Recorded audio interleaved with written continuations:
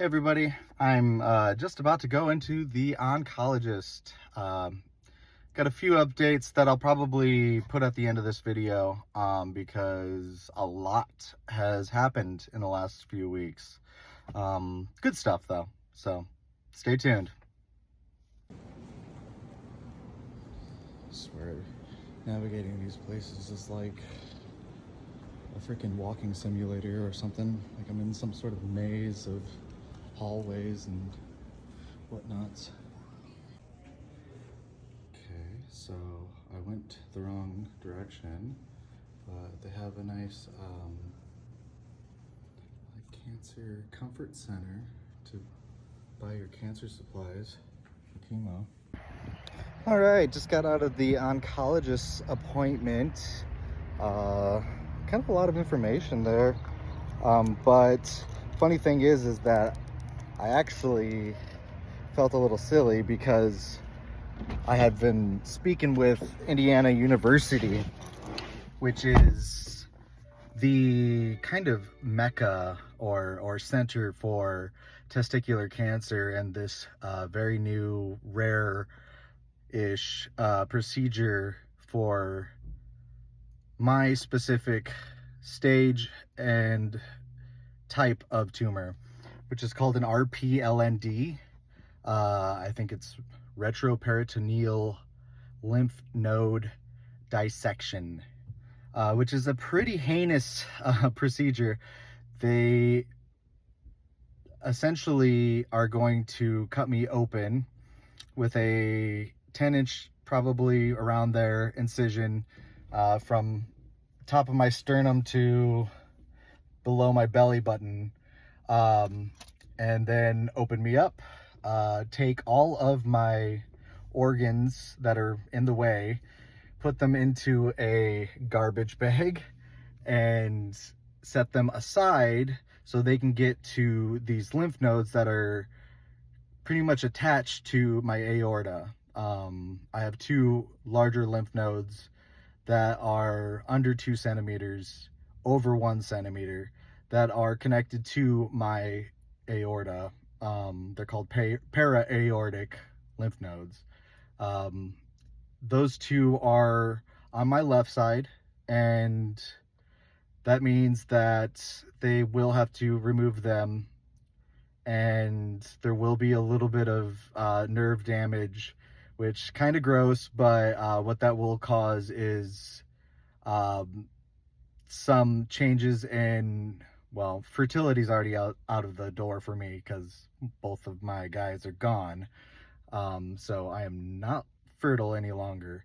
But what the nerves surrounding them do is control the direction of what comes out, and it's actually going to basically turn that off on my left side.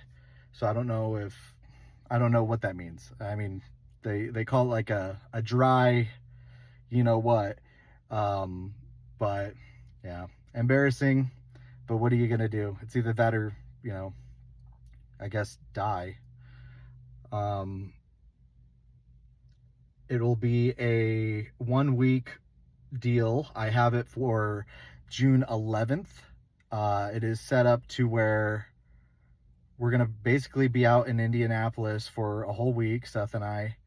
We already got the flights booked. We got the stay booked, which I have to thank, a lot of people, all of you, honestly, for not only just the well wishes and everything, but the money that was donated helped me square away, these flights and stay at such a quick speed, with my normal pay and everything, and medical bills being as they are and needing to be paid, and everything else that needs to get paid, and groceries, everything.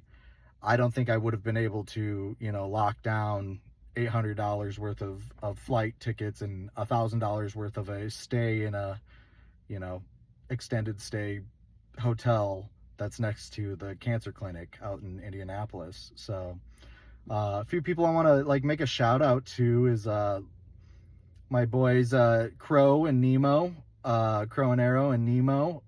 They did a fundraiser for me a few weeks back and raised quite a bit of money, and that was really, really cool, guys. Skits and Bits has helped me out quite a bit. So has Deconstruction Zone Justin. Denise Ann, I think, made multiple donations. There's a whole lot of you guys that made donations. I wish I could name all of you. I'm just going off the top of my head of who like stuck out. I will try and tag everybody that I find in my Cash App and Venmo. Thing is that this won't be the end of it all. Hopefully it will be the thing that makes me cancer free, or in remission, or what have you.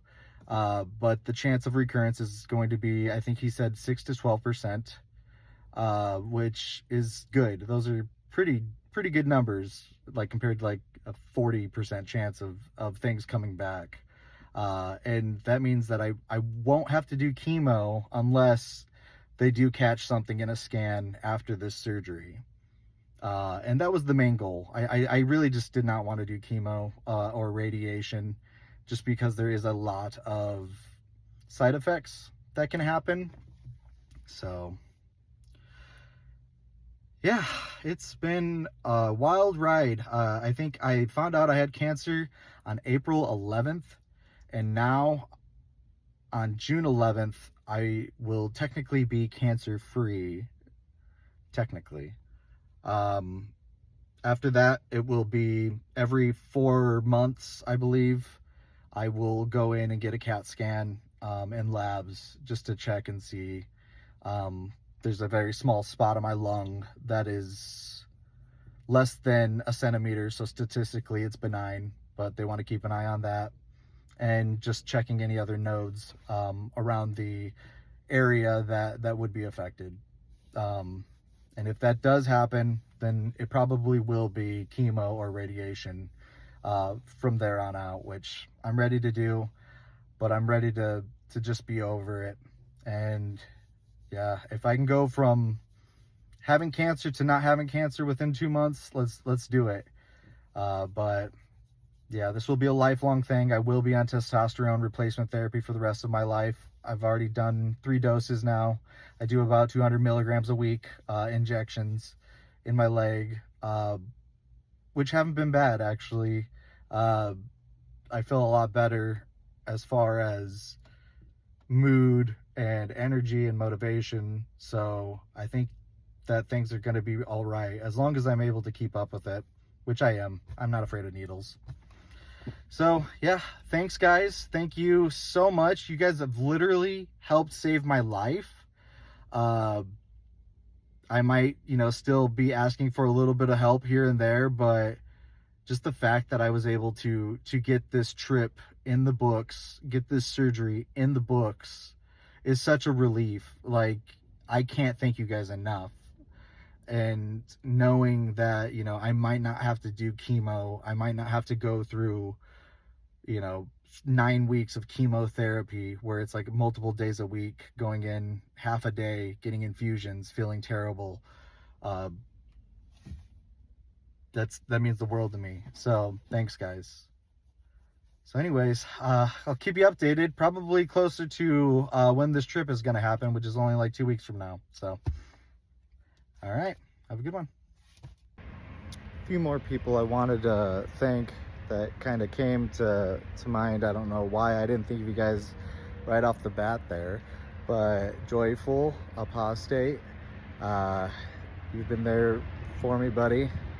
Pretty much, you're like my best friend now, so that's awesome. Apo, the apostate rat, she's been pretty great, keeping my spirits up. I also want to thank, just all my friends and family that have helped out, like from Facebook and social media, like my Aunt Christy, my Aunt Teresa, my Aunt Debbie, people from work, past jobs, people that I worked with at the jail, people that I work with now. It's just a lot of people. You guys are really, really great, and I don't know how I'm gonna make this up to you guys, but things haven't happened quite yet, so we'll see how it all goes. But still, I'm forever grateful.